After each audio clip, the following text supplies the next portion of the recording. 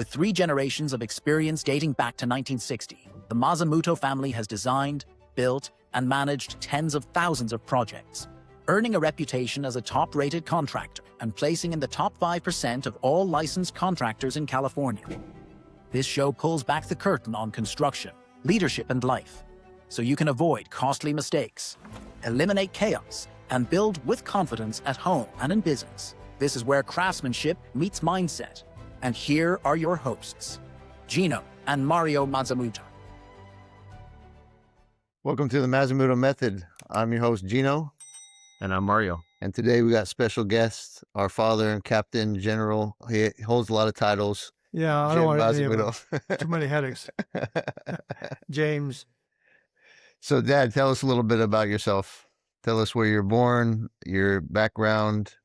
Okay, so I was born in a small town in the Mediterranean called, the town that I actually was born in was called Tommaso Natale, and the town that I stayed in a lot of times because my relatives were there. Some of my relatives was called Spericavallo, right on the water, the Mediterranean. These are small villages. Back in, I was born in 1945, so right after, I was born within weeks after the World War II ended. So that's where my background, my roots are. What's that photo that we have of you riding? Is that that's after the war? It was kind of that's demolished 1949. 1949. All the pictures are probably mostly 1949. So you drank from central fountains? They had a little. There was no running water. There was no electricity. We were lucky because we had a fountain right in the corner of our house, of the block of the. And we have a photo of that. Yeah, and maybe we'll put it on here. Yeah, but that's that was normal life. And in that photo, real quick, just in case we get it on, that's you're standing in that photo. It's your back to the camera, and then who else is in that photo? That was my sister and my two aunts, Mm-hmm. and they were both. One was getting water out of the fountain, and the other one was sweeping the street. Mm-hmm. And it wasn't the street; it was just gravel and mud. Yeah. And then that was your older sister, Lena. Yep. And just you two were there's three of you guys, but just you two were born in Sicily. Maria was born here in the United States. That's right? Yeah. And how old was Lena? 3 years older than me. Okay. 3 years older. Yeah. So you grew up in Sicily. Well, war-torn. Well, go ahead. Yeah, I was going to say, specify, because you talked about Tommaso Natale, Spericavallo. Nobody knows where that's at. Those are both provinces of Palermo, correct? Yeah, that's right next to. So there's Tommaso Natale. These are all connected towns, really small towns. Spericavallo's on the water, and then that's right next to Isola de Femmini, which is Joe DiMaggio, the baseball player's parents, came from there. They were that's where they originated from. So didn't Frank Sinatra's grandparents come from the same area? Mother was from 3 towns up from there, Trapani. Okay. It wasn't connected to our town. I see. Yeah. We were fairly close. Yeah. So you grew up over there. Your dad was a woodworker. He built doors and things for churches and mostly churches. Yeah, because he did a lot of the heavy big doors. And so another photo we have is you. How old are you in that photo with Papa when he's and Uncle Frank? 4. You were 4 years old, and then so that photo is you, your dad, and Uncle Frank, who wasn't your relative at the same time. It's just a small town, so he ended up marrying your sister. He was an apprentice. Yeah. Yeah. So you guys worked over there. Your dad had his trade over there, and then you guys came over here. What time? Around what time? We came here my dad came here in 1954, and I came here in 1955. And then you immediately start building cabinets? No. How did it start? No.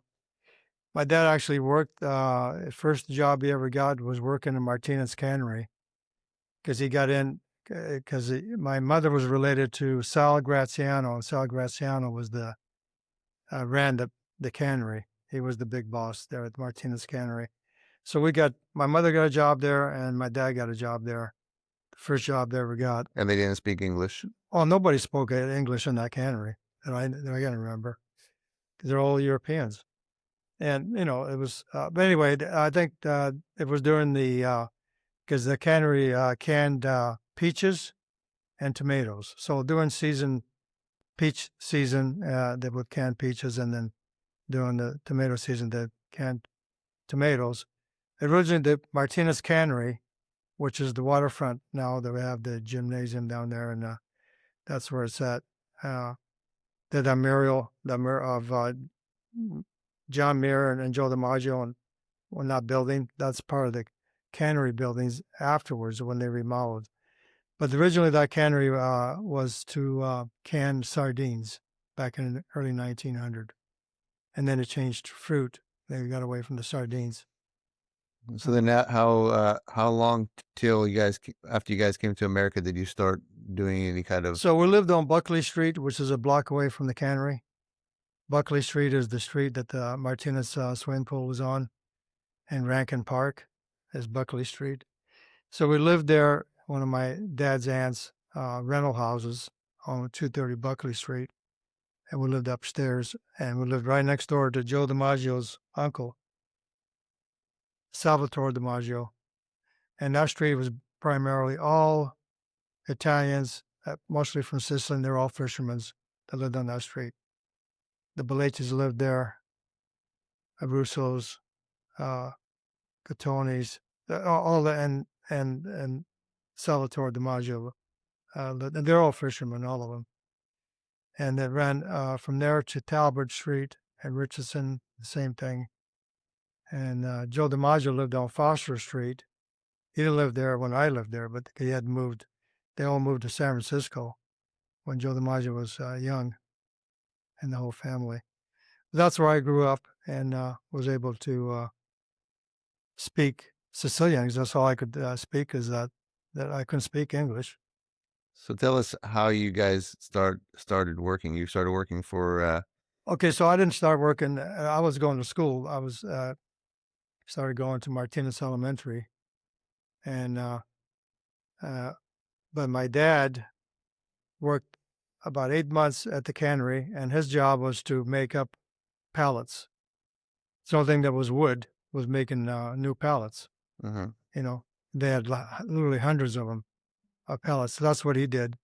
My mother worked inside in the cannery itself, and then my dad got somehow he got there was an Italian contractor, Charlie Marietti.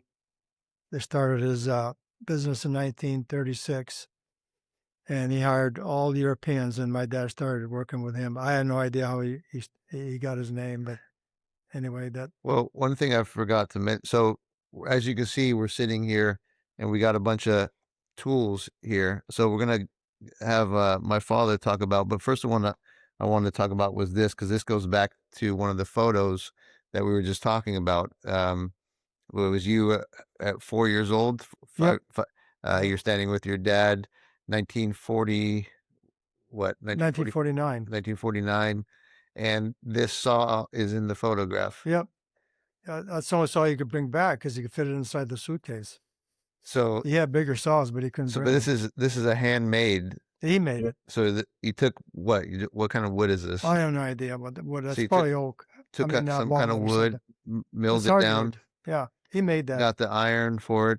Got the blades, and the blades are in the center. And then there's a storage area right here. Blades, yeah, for the spare blades. Yeah, but that was primarily what you used to cut everything, because there was no electricity. Mm-hmm. So you had to use that saw. And if you see that saw turns, this will make the saw turn. So you see, it angles, and that way you can turn you can cut arches, you can cut like this. Mm-hmm. And so you adjust that, and when you want to cut straight, see, you straighten the blade, and then when you want to cut at an angle, whatever angle you want. So it's pretty, for that, and it was modern. This is modern tool. So this is a piece of history right here. It's well, yeah. I mean, number one, you had to make it. Exactly. So, and he made that as an apprentice. Mm-hmm. You had to make your own tool if you had to use the tool. So there's no Home Depot. back there was then. no No, no Lowe's. there was no hardware stores. There was none of that. So if you needed the tool, you didn't go buy a DeWalt. No, you had to make or it. Milwaukee. Well, you either you made it or you found somebody that made it for you. Mhm. There was craftsmen that made tools. Yeah, Specifically made tools for maybe all trade all- work with them. all the trades. So Yeah, you know, pretty this is- amazing. yeah. I mean, it's amazing that that you had to at one point in time, you wanted to do some kind of work, and you couldn't just pick up a tool and do it. You actually had to create the tool to do the work that you then wanted to Well, build. all of Europe was built that way. They had to make their tools. Well, if you're a masonry, cutting marble. You see now they cut marble in Carrera. In the old days, they would do with it was like a string, and it Yeah. would take them Yeah. literally a day of pulling the string both ways. You had a man on both sides, and they cut like 2 inches of marble. So let me ask you a question. Do you notice a difference between the way that guys like your dad treated their tools versus Oh, my dad, the if way he- that if he- guys if he treat their mistreated tools his tool- nowadays? If you mistreated his tools, he'd run you out of the shop. Well, and it's because you can just go to the hardware store and just go buy it. I real mean, but fast. these tools You're were actually you had to making respect it, your right? tools. So you were talking about the marble and two guys. That right there is a piece of Well, this is a piece of history right here. Hey, you can pick it up. That's it. I don't Is know. it- I don't think I can pick it up with one arm. All right. Well, anyway, here. Yeah. Yeah. Here. So You got it? I don't know if they can see that. Yeah. So Yeah, it weighs what, a good, that's 40 pounds. yeah, I was going to say 50 pounds or so something. that's the shave Yeah. the shave a piece of wood down. But you can see on the No, end, no, it's not. This has to be big wood. You do this. right. with I big understand wood. that. But That- on the no. end there is a piece, because this would take two people to use. Well, you this. tie a rope here, Right. and you have somebody with pulling, And then Either on was the- all and tied over on- here, you put a handle and in. you put a handle here, and you tie a rope here, and then the person would guide this, And then the blade goes in there, right? But the history of this didn't come from Europe. This came from the United States. So this was a plane that was owned by the head barrel maker of Christian Brother Winery. And Christian Brother Winery at one time was in Martinez. There's a top plaque Pine- for it right now on on Brown top of Street. Pine Street. If you go down Brown Street on Cappy Ricks Park, there's a the Black? the plaque. I didn't know that, but anyway, so the way I got this is from the wife of the head barrel maker that I worked for in 1972, and we're doing remodeling her house, and this was her husband had passed away in 1929, and worked for Christian Brother Wineries, first in Martinez, but then when they moved to Napa area, he had to commute.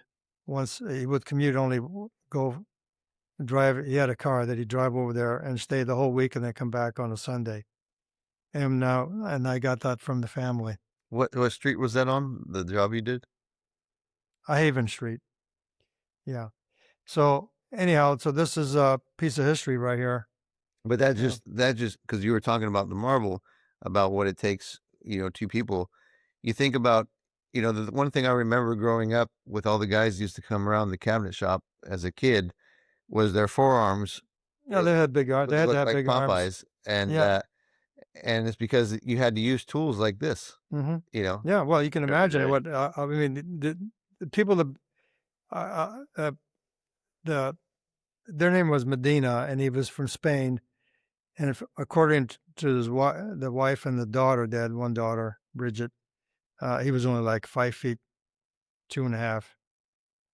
But they're powerful people. Mm-hmm. All the Europeans weren't that tall. Is that where the term old man power comes from? Because these guys working with I their guess hands all the time? I guess, yeah. I mean, yeah. But that's this should be in the museum here. This Yeah. piece. It's a beautiful piece. Yeah. So speaking of that, we have this piece here. Explain what this is, because this has a curve. Okay, on so that's to basically to make an arch. it. Mm-hmm. And the blade's So- right here on it. So you start with a piece of wood that's rectangle. I mean, it's a beam Flat. flat like this, and then you start you chisel first. You chisel it out as much as you can chisel, but then when you want to get to making the actual arch without chiseling, once you chisel and you get the arch started with it chiseled by hand, then you start using this to start shaving, and this would take you days, depending on the size of the arch.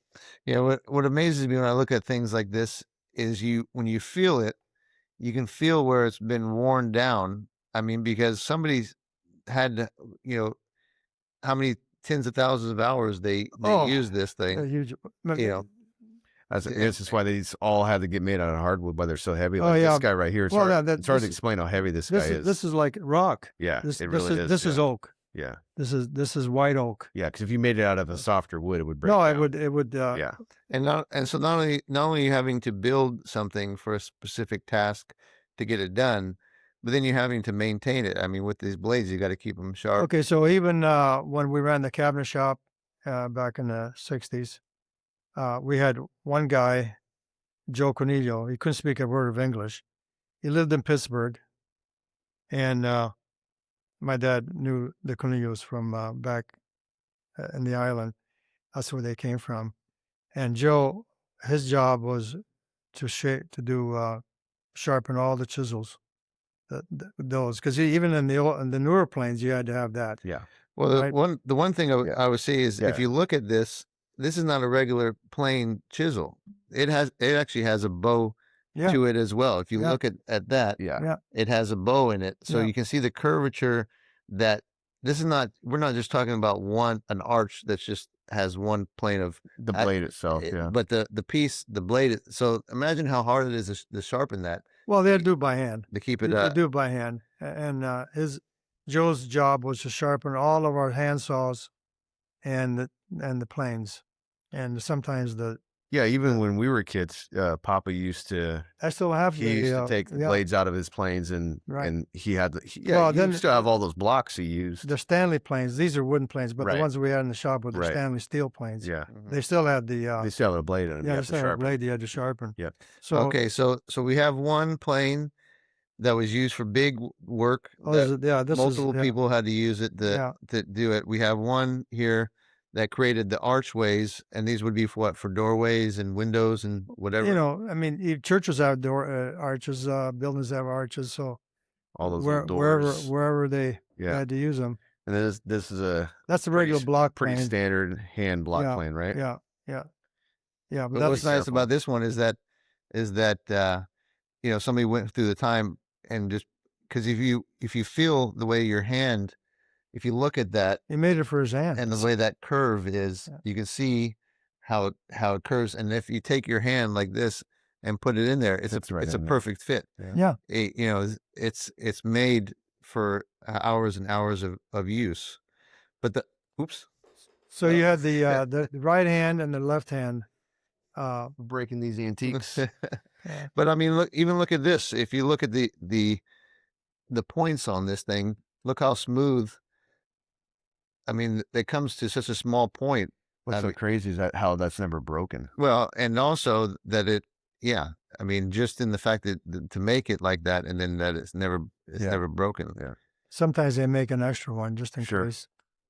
They make it ahead of time because they wouldn't have time to do it. But this piece itself, at one point in time, was just a solid piece of wood. Somebody had to think about, okay, I need a tool, take a piece of wood, carve this thing out, then make the middle section.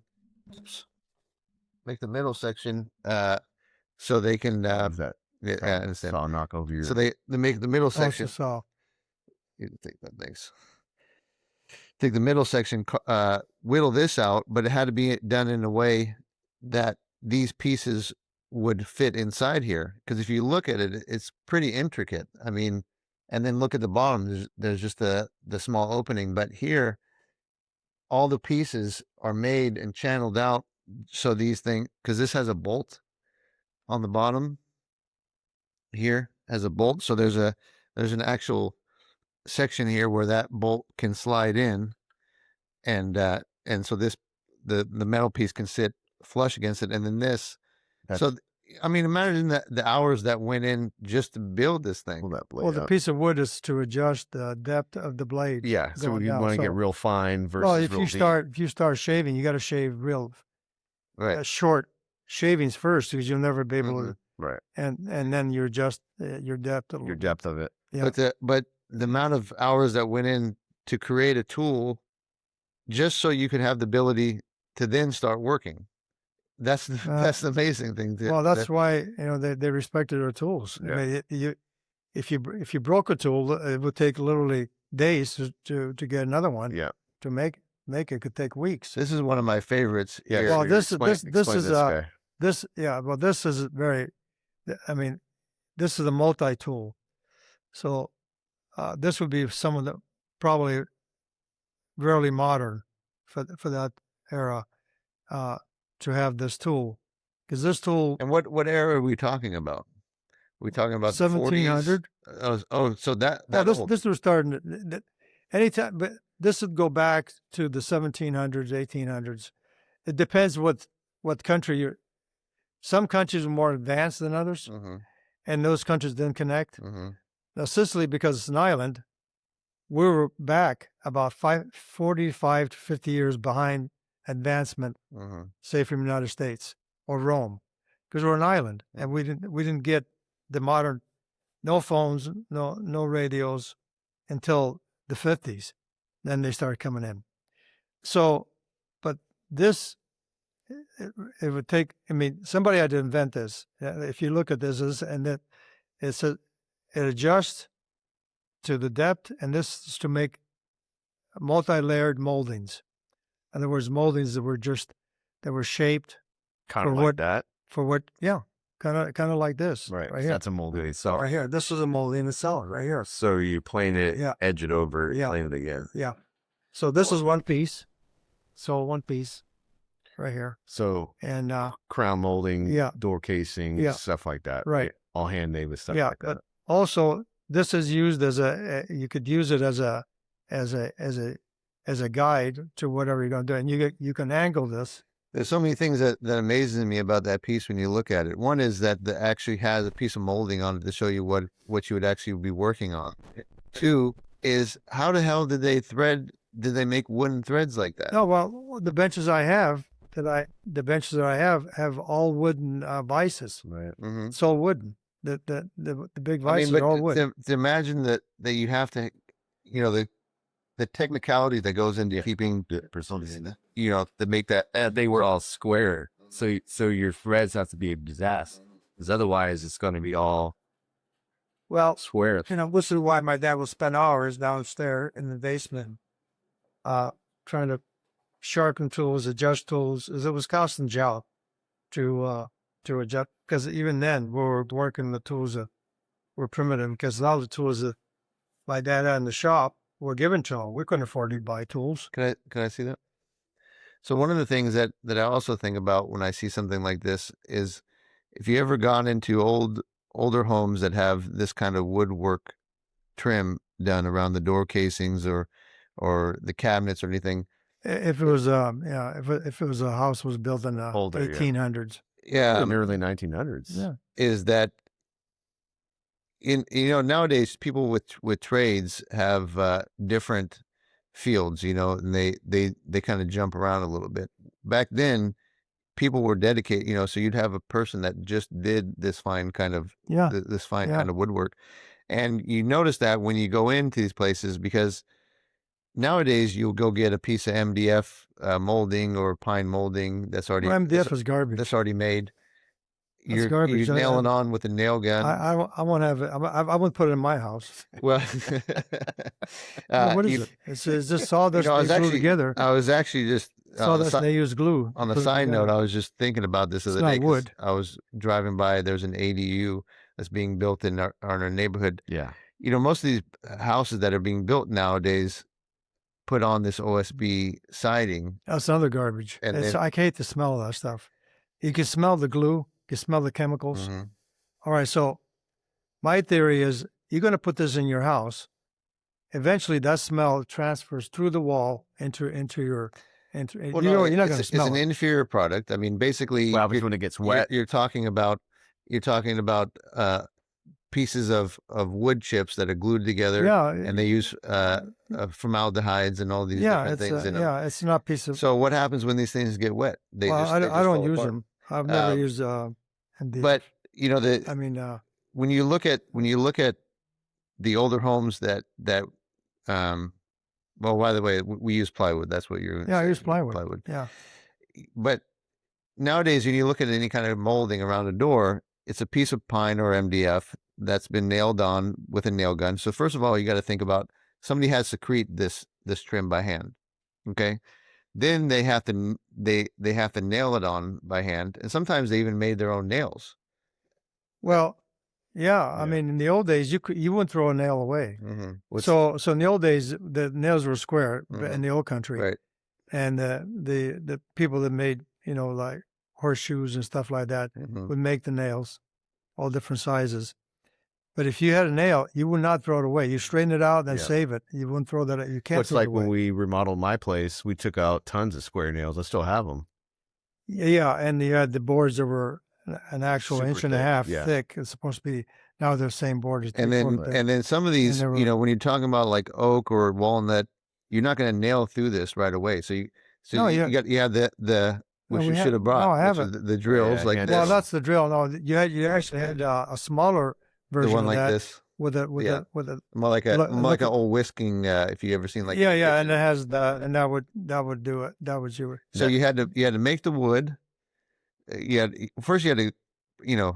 source the wood first of all.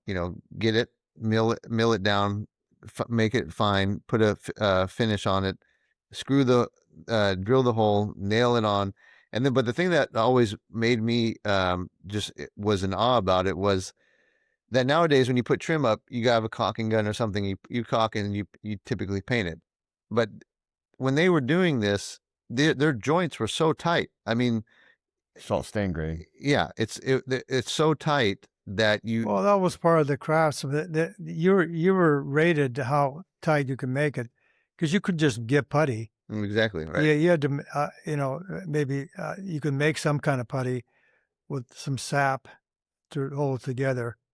They used to do is take sawdust. From the wood that you were using. You take the fine sawdust, the real fine dust, and you put it on top of a piece of wood, and then you throw some glue on it. Put some glue that you made the glue too. You had to make the glue. There was powdered, and you make it up. That was modern technique, and then you put it together, and then that was your putty. The putty was a sawdust that came out of that same wood, Right. and then and that's how they did it. back Yeah. then. So this is what I was going back to, is that these guys would dedicate their whole lives. That's all they would do is one thing, because it took so long for them to master. Yeah, but that thing. they were master at their craft, and they were well known all over. And they could, in those days, if you made 5 cents a day, that was a lot of money. But it's the same people that made the violins. Right. You look at the violins at Stradivarius, or whatever they call them. Those are worth, now they're worth 100,000, 200,000. Some of yeah. those, the real ones. But look at the detail that goes into that. And now some of those are made in, 500 years ago, 600 years ago. And a lot of them came out of Germany and Italy and So Spain. the question I want to know is, you grew up with stuff like this. No, we you grew up, yeah. you saw guys that made their tools themselves and all that My dad did. versus today.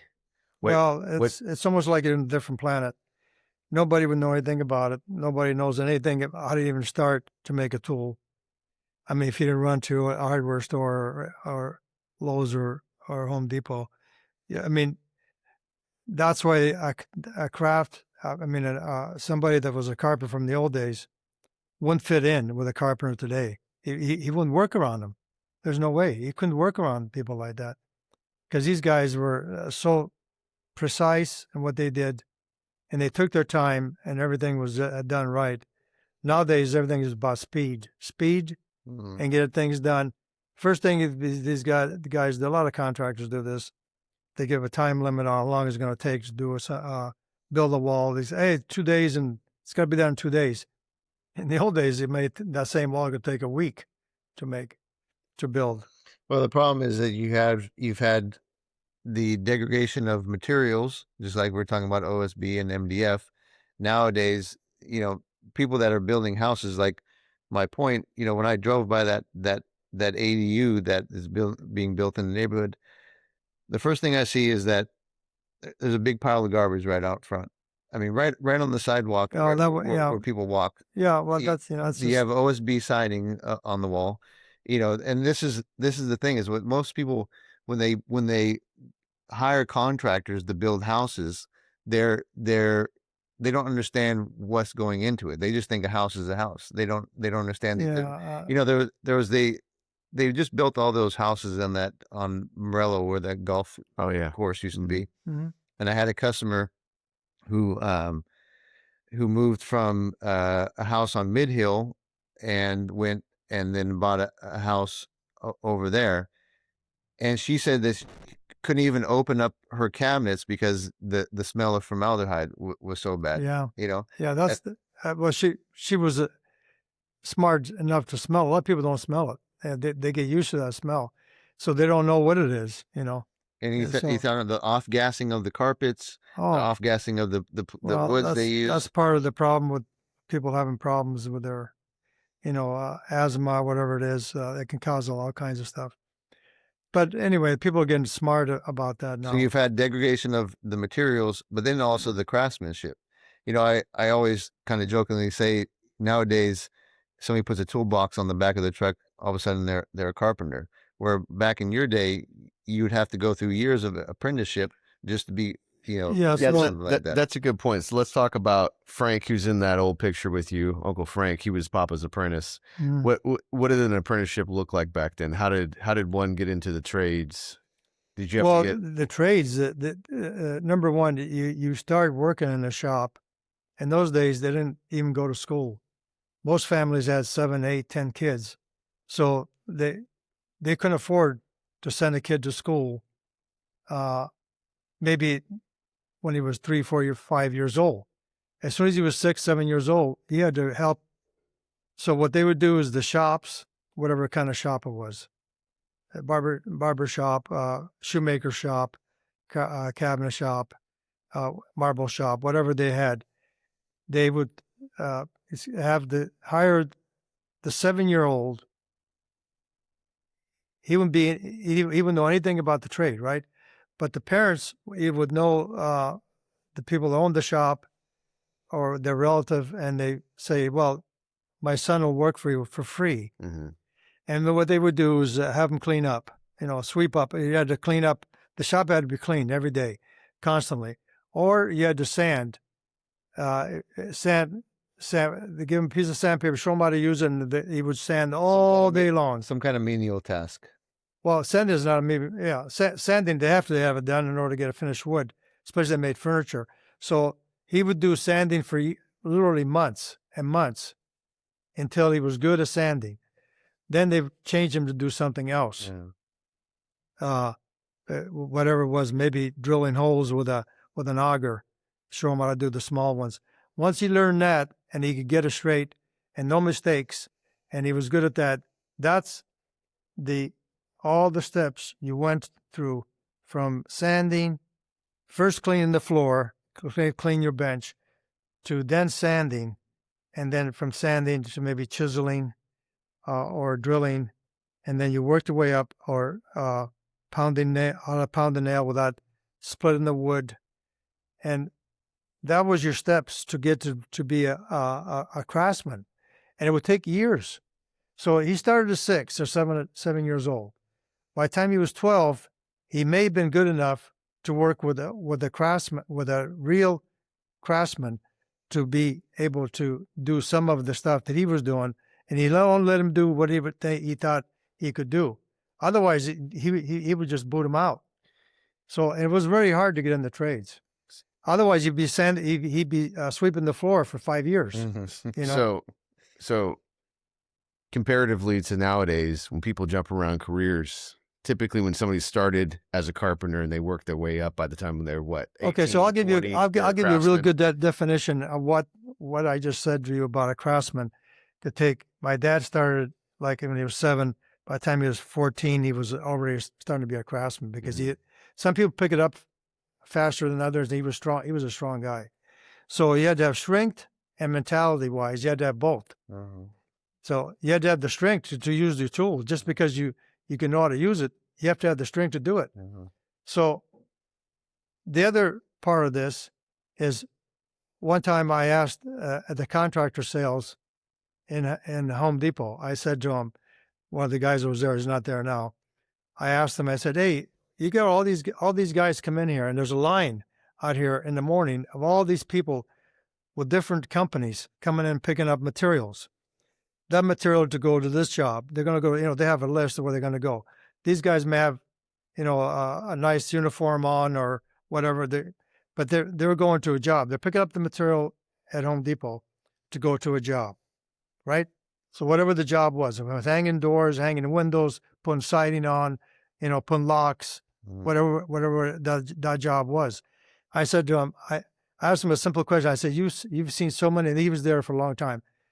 I want to ask you a question. How many of those people that are buying that product that's already made for them even know how to put it on? And he looked at me and he said, you know what? Nobody's ever asked me that question. He said, well, I'll tell you what.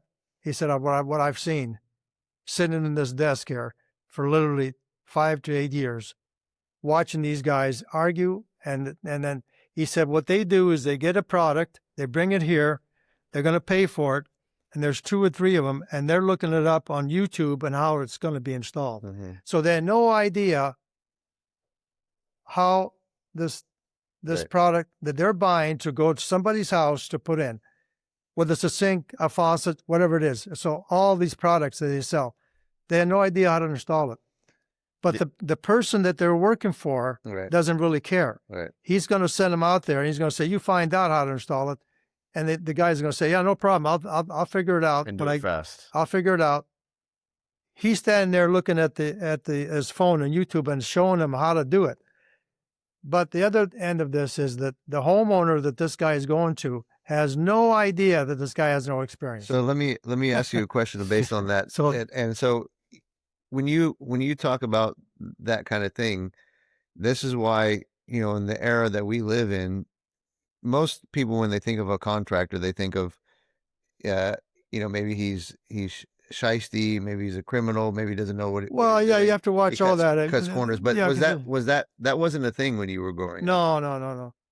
People were all, a lot of these people were they work. Most of them work 6 days and 7 days. All my relatives that I remember, because we had a big family, all my uncles and cousins. Because my mother was the youngest out of 12 kids. So my cousins were sometimes 35 years older than me. And they were working with different trades. But the thing is that they would work 6 days and sometimes 7. So what they would do, if you were really religious, and most of them were, they go to church in the morning, that's the men, and go to church, and then they come out of church and go to work. So that meant that they worked 6.5 days or 6 3/4 days. They had to make enough money to buy a meal for their kids. But all different, and they knew their trade, and they would be adamant, and they'd argue about their trade, how good they were. So, and their trade was everything, because you were actually known in the village how good you were. Well, and this is what I was kind of getting to, is that what we struggle with on a day-to-day basis is to try to get, when people don't know us, is when they come in and they have to learn about us. They coming in with these preconceived notions of how people work and what kind of quality they do. And so for you, for example, you've done tens of thousands of jobs. How many of them ever called you back and said, very few. I don't want callbacks. So here's the way that we've gone through a lot of men since we started. A lot of good men, a lot of mediocre men, and a lot of them weren't good. We had to thin them out. We had to realize. So here, I'll give you a really good example. Okay, so my dad would come in. We had the cabinet shop and the construction company, and I had a termite company, which is separate. Back in the 70s, I got out of the termite business because of the chemicals, and I just didn't want to deal with that kind of work. In any case, when my dad would want to hire somebody, would have somebody come in that was recommended by somebody else. And my dad would say, okay, so he would come in.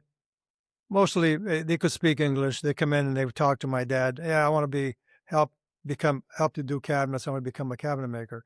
And my dad would only have 3 people in the cabinet shop. It was him, Joe Cornelio, and somebody else that did the mediocre work. Joe Cornelio was a little bit, he knew the craft. He would work with my dad building the cabinets.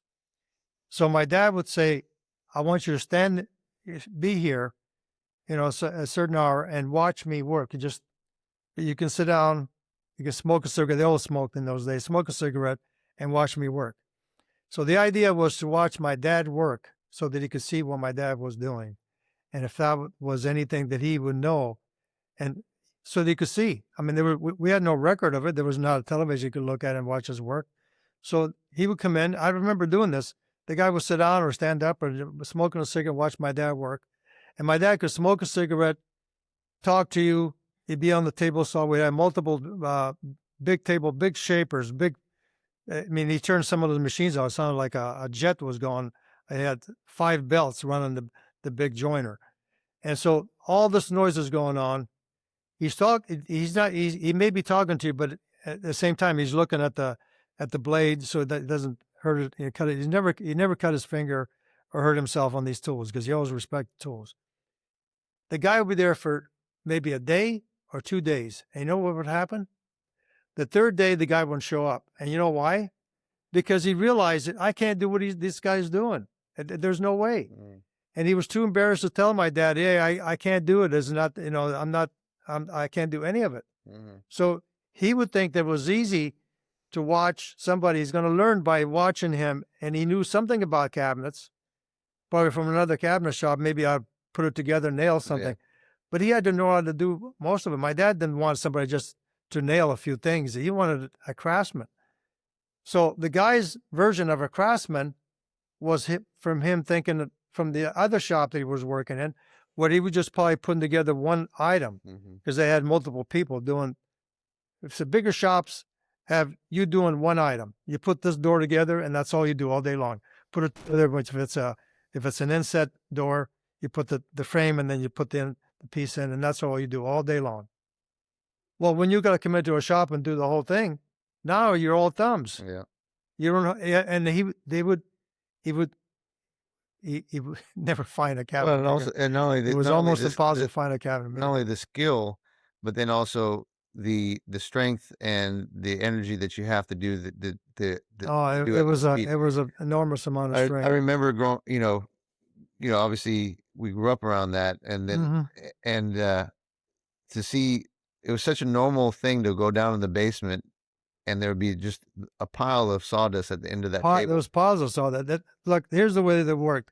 There was 2 table saws, the big bandsaw, the joiner, the shaper, and all the little shapers, and everyone had a pile of sawdust. So we're animal lovers, so we had at one time 7, 8, 10 dogs, and all the dogs would end up in the basement. The small ones, we had small ones, and the team ones, the big ones. They'd all end up in the basement. They all had their little corner. And sometimes the dog would be next to the big table saw. Well, that table saw made a lot of sawdust when he was cutting wood.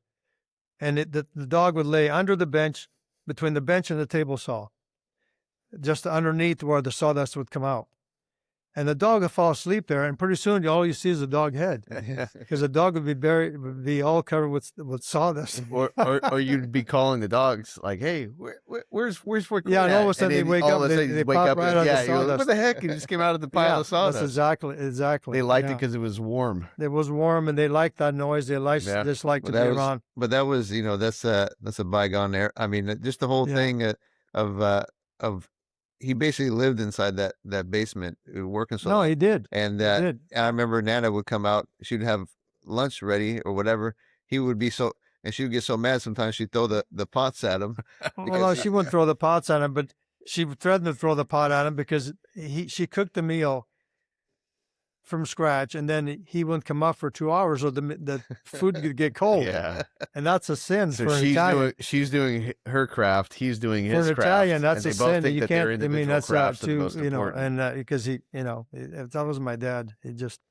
But He was a workaholic. the thing is that I think is the most contrasting thing that I want to get a point to anybody that listens to this conversation or that we talk to. And the point of this podcast is to get these stories out because we talk about these things all the time Oh, amongst ourselves. Yeah, Yeah. we do, and we have good craftsmen now. Like Mike Cush.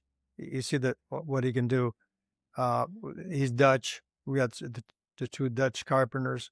These guys are the Dutch. I mean, their history is they make their own shoes out of wood. So that's how good they are. But all Europeans, if you can get it from the old country, and they both came from South Africa, and they're great workers. The Europeans, in the old days, most of our craftsmen of any craft, way back that I can remember, couldn't speak hardly any English. But So the theory, here's the theory. The theory is that if you can talk to somebody about what you can do, sometimes the guy that can really talk and make a good story, tell you a good story, you can't do it. 50% of that is not true. Okay, he just extended what he could do, and I can always tell that. I can always feel it. I can tell. So, and we say, well, I don't care. That's okay. That's fine. I know what you can do. Let's go to work. And my dad would say, well, in about 5 hours, I'll know what this guy can do, and exactly what would happen. We get him on a job. Maybe a day would go by. It would depend what we were going to do. And he'd say, oh, this guy's no good. Well, that's And it would say to him, we can't use you as a carpenter, but we use you as a laborer. and that's the And that's the thing. that's the point I was trying to make is that Yeah. nowadays, like all the guys that we have on the crew, all these guys are really the top of what they can do. Well, they have their own experience. You got to remember, everyone has got and that depends on the age. Their own experience is good and bad, and they put that to use.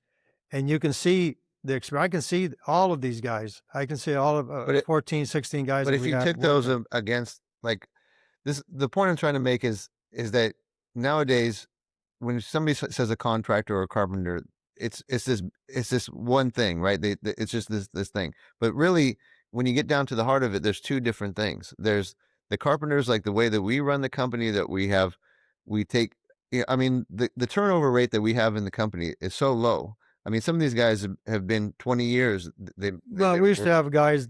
Ernesto was the last one. Was with us 35 years. Yeah. But you look at that. You look at how most people run their company. First of all, most construction companies use majority subs. They don't have their own employees. They do. So they're hiring people that sometimes they work with on a consistent basis, but sometimes they're just finding people who is available to do work. Well, it's all about the price they charge and if they can do it. And look, this is the field is open. It's just Mike Cush told a really good story. The last company that he worked for, when he was doing jobs in the hills of Oakland, the guy would come down and go, hey, I need to be making 60% margin on this thing. You need to hurry it up and get this thing done. Right. Well, that's most people do. But most contractors exactly. That's the thing, right? And so, well, I will never say that. I understand that, but that's the difference. I mean, that's the opposite of what they say. If somebody comes in, if I had a foreman and he would come in behind me, and I'm the guy, I'm the owner, and the foreman is going to push this guy and say, you need to hurry it up. You need to step it up. This has got to be done by the end of the day. I say, look, you need to get out of here. You just need to leave. Don't be yelling at this guy. He's doing a good job. If it takes him today, answer it tomorrow, just let it go. This is what it's going to take. That's what it's going to take to finish it. And this is what would have happened. And I've done this already with some of the guys, that they push other guys. You can't do that. Right. So that's my point, is that you have construction companies. When you talk about a contractor, again, people put them in this one bag, but truly when people get the insight of what the difference is, you have contractors that some people run construction companies that don't even have construction experience. Yeah. They might have been realtors or do something else, and they go hire somebody. They hire these subcontractors. So you have high turnover rates, low craftsmanship, no little to no knowledge. Well, they don't last long. I mean, we've been doing this since 1958. So if that tells you anything to anybody, I'm not really advertising for work. People see our jobs. they look at the job. That's our advertisement. Well, You know, this and is- we advertise. and In this the is old the days, point. there was no This is the point. advertisement. This is why this podcast is so important, because the normal person, just like the Lafayette job, that's a perfect example. People, or I just had a couple come in the other day that had their whole bathroom torn out. And it's been like that for I don't know how long, because they hire people, and what happens is they learn along the way what the truth of the trade is, because Well, they're learning on somebody's job. Right. They well, come I'm in saying there the and- customer too. The well, the customer, customer doesn't know anything about it. They're Exactly. trusting you Right. to figure it out. Right. You take your car to a mechanic. You're not a mechanic yourself. Right. You're going to trust the mechanic to do it. Exactly. But the problem is that the industry has so much corruption in it now. Well, yeah, but the other end of this is there's a few good contractors even Right. in this town, Right. and I would recommend them and I always tell them, you know, I just ran across Matt Fahey. Mhm. Matt Fahey's you know, he's one of the good. He's in his 50s, hard worker, and I was told him, hey, if I get, you know, I'll recommend you for anything if you need, if he's but But Tony that- the Kite Man. Tony yeah, the Kite yeah, Man. Tony Jetland. Okay. Shout out to Tony Jetland. Yeah. Watch this. Tony the podcast. Kite Man. He's by the owners, one of the most honest contractors in this town. Mhm. Okay. He's equal with us. And I would recommend him for anything because he won't leave a job until it's done Yeah. right. I watched him work Look- and I'm amazed at what he can do. Let me ask you a question. Today, nowadays, what do you think the percentage of guys that are real craftsmen in the trades anymore? That's Is our, it- yeah. if you had to take a guess, out of 100%, Well, no, I mean, you're looking at what percentage actually it- really 10 knows the 10, trade? 15%. Right. Yeah. That's what I was going Yeah, to say. because if you look at the faults, they may have one area they're really good at putting the window and a door in. How about the rest of it? Right. A house has multiple layers Right. of craft that you have to know. Now, in the old days, our carpenter came in and only did carpenter work. Right. The plumber was separate. Mm-hmm. So a lot of these guys will want to learn plumbing, electrical, sheet metal. Okay, Right. well, I want a carpenter. Right. This is what I want you to do, carpenter work. You know, and put everything together. The carpenter part of a house is 85% Sure. of doing woodwork. The rest of it is 5% here, 3% there, 2% there, the vinyl, this. So the carpenter has to know more than any other trade. But he also has to know sometimes when the guy comes in for another trade, if he's doing it wrong, he doesn't necessarily have to do it himself. Right. I mean, I wouldn't touch electrical. I want an electrician to do electrical. I never liked to do I've seen a lot of carpenters come in. Oh, I can do electrical. No. That's not the way it's going to work. You do your job. But the electrical is very important. It's got to be done by an electrician that knows his electrical. Mhm. Same with the plumbing. Yeah. So, you know, the thing is that there's so much nuance to what goes on behind the scenes of a construction company, and so much knowledge that has to be learned. And unfortunately, homeowners don't learn that till it's too late. Yeah, I know. So I want to show one more tool that we haven't talked about yet. Which one? Your hands. Hold your hand up in front of this My camera. hands are skinny now. No, hold your. I want you to hold your hands up Well- like that in front of the camera. Well, my hands are small now because I've lost weight. Those are the real tools Yeah. right there. I'm getting old, and your dad. But my dad had big hands. He had his And thumb your- was like this. Your dad was known. Everybody knew him for his big hands. He was a skinny guy, but he had big, thick. Well, a lot of the craftsmen in fingers. the old days, I It's guess it was because they worked with their hands. they worked. They had and that's the they had a muscle. real. They had a tool. muscle in every finger. I had Sure. really thick calluses at one time. I Well, don't work like that anymore. Just to show the difference is Gino and I are actually pretty decent at the trades. Yeah. But our hands look nothing like your hands Yeah. because you have so many more years. Well, but with your hands. my dad's hands are real thick. He would get slivers and then never knew he even had them. Mhm. So in the old days, we would say, well, slivers is what's called carpenter jewelry because it stays with you. You get it in your hand and it's there. And Yeah. he wouldn't even know he had a Just- sliver. Just So like that's- on your finger, you got I was just gonna say. yeah. Well, that's You got a know, blister yeah, on your yeah, finger. Yeah. But you know, the thing is that I think is the difference is the way you raised us and going from Papa to you, and then and I mean, I remember when I used to try to dig a hole on a job site. You come and take the shovel away from me. 'cause Yeah. He said I was digging it I right. did that with my grandson. I did that with my grandson Nicholas. I didn't even know that he remembered. I heard him over say he's 33 now. Nicholas was working to cover several jobs for me, and I go over there and I said, "What are you doing?" And I take the shovel away from him. Here's the way you do it. And he stepped away and he would actually leave because he was afraid. I said, "Don't be afraid of the shovel. Here's the way you use it." But the point of Or it the is pick. that these things, and I tell a story about when I was younger, like 14 years old. I don't think I've ever told it to you directly, but I said this to many people because it comes down to the difference of why the way we operate versus the way other contractors operate. As a young man at 14 years old, I remember driving your old Chevy truck. You were on a job site. It was like 7 o'clock at night, and you're outside hosing down somebody's driveway, and I was with you. You Yeah. probably don't remember this. I was yeah, because I watched their driveway and the job site. And I said, and I was I was a teenager, so I wanted to go home, and I said, "Hey, why are we doing this?" And you said to me, "Because if the customer gets a nail in their tire, that's the only thing they're going to remember about this whole job." Yeah. Yeah. Well, it has to be, everything has to be clean. You can't leave any messes. But That's the hard part about remodeling. Remodeling, people are living in the house you're working in. but the point of it is that that's a kind of a guiding principle to the overall thing, is that no matter what part of the job, even down to the smallest thing, if you don't watch over it and you don't take that kind of pride in what you're doing, then you slowly erode the quality of what you're doing. Yeah, you can't, and you got to keep telling the guys, this has to be done this way. You can't leave a mess. You can't. I mean, you can't. It's like you work at your house. It's got to be cleaner than your own house when you work in somebody's house. So, speaking of that, who's the newest apprentice that's doing that job? That's doing the cleaning work.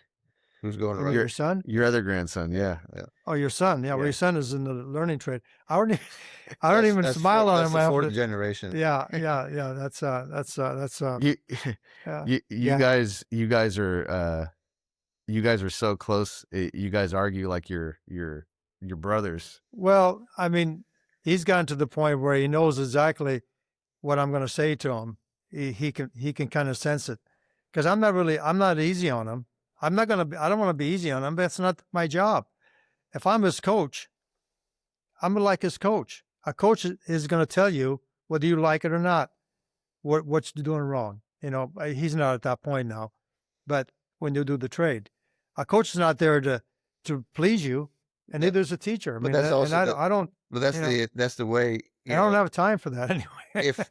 If there's one thing that I can say that separates the work that we do from all the little things that we can go spend hours and hours talking about, it's that kind of mentality, though, is even at that young age, and him as a 4th generation of a construction company, he's getting the same treatment that we all did growing up, which is do it right. Yeah. But that's how you stay with, because you always run into the problem at some point in a business where you're trying to balance your quality versus sustaining a business, paying your bills and doing all that. And that's when most companies fall off, because they look at how much money they can make versus what the quality output, and they'd rather lower the quality to increase their profitability. That's not vice versa. Yeah, and that's probably the I'm hardest just the thing for us opposite. I'm just because the we have opposite. to compete nowadays. We have to compete with people that do Yeah, but quote unquote equal work. But we've always it's had not that equal competition. work. We've always had that competition. And, So, and I was but our just talking, customers know that. and I was just talking to Bill and Ann were in today. Bill and Ann from Lafayette. Oh, okay. And Yeah. and he's we're running around, and he's going, you guys are really busy. And the thing is, I don't think there's ever been a time that we've been slow. Even when you were running the company, or when Papa was working, and that's because of the consistent work that we get from repeat customers or recommendations. Well, we were never slow because we had the cabinet shop. They're a separate business. A cabinet shop is an entirely separate business. Then we had the construction company, and that's a huge business. And then the termite company, and that was a separate license, separate business, inspections, repairs. So we literally had 12 guys working constantly. for over 30 some years, 36 years, 37 years, I lost count, for until the 80s and the 90s. We didn't go out of Martinez for our work for that many years. Everybody said, But you only had 3 contractors in Martinez at the time too. You had no, we have more than 3 contractors, but a lot of the contractors were going out, you know, and it was fine. I mean, they just thought I was crazy for not going out, because they'd ask me, when Blackhawk started, they wanted me to go to Blackhawk. And I said, I will not go to Blackhawk. Why not? They were doing $1 million houses. That was back in the 80s when it first started. $1 million you're talking about a lot of money in those days. Huge amount of money. You know, the biggest job here was like 25, 30,000, 40,000 bucks. So for them to say, I'm doing $1 million job, $1.5 million, that would influence a lot of people. I wasn't impressed. I said, I'm not going anywhere. I'm not going to go out of Martinez. They said, well, and I'd say to them, okay, well, and I had plenty of friends that did go over there and built multi-million-dollar homes. I said to them, well, I'll tell you what, you go over there. I already know where Blackhawk is, but go over there, and then in a year, when you come back, you're not going to pay attention to your customers that you had, because when they call you now, you're going to say to them, I don't have time to do your job, little job, because I'm working in Blackhawk. Well, that goes to the other thing that you used to say, which was a saying of yours, is that and this goes to the point of trying to manage your quality versus your finances, is some jobs you get on, and to do the job right, you might end up losing a little bit of money. But what was your saying about that? You might lose money on this one, but you'll make it up. Well, no, the thing about it is, it's not the one. customer's fault that you're losing money. Right. It's your fault. Right. Okay, don't blame just because you underbid it and you just, you know, didn't do it right. You can't hurry the work up and shortchange the customer.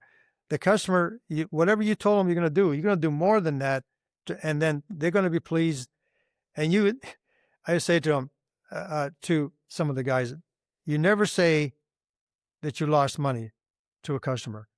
They're going to have to know that. It's not anything they want to know. They may feel bad that you lost money, but whose fault is it?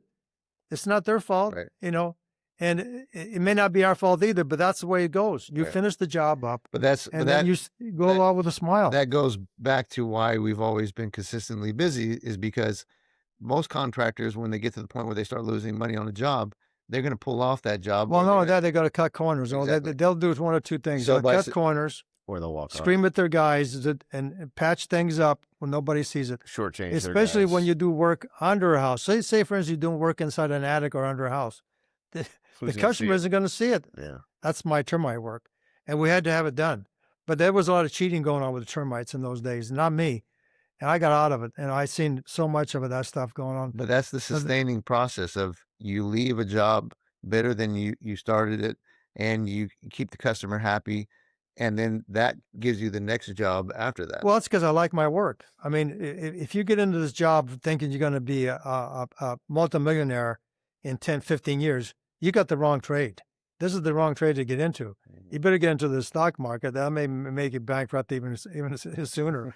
But the thing about it is, this is a trade that it's a marathon. It's a marathon. Nobody would last since we started until now that I'm still going on the jobs. Yeah. I think to myself, what the heck am I doing here? You know, sometimes, but then I think to myself, I really like doing this. Yeah, I was going to say, what else would you be doing? No, I really like doing it. So it's not, sometimes once in a while I question myself when I have to argue with somebody, you know, which is probably on a daily basis.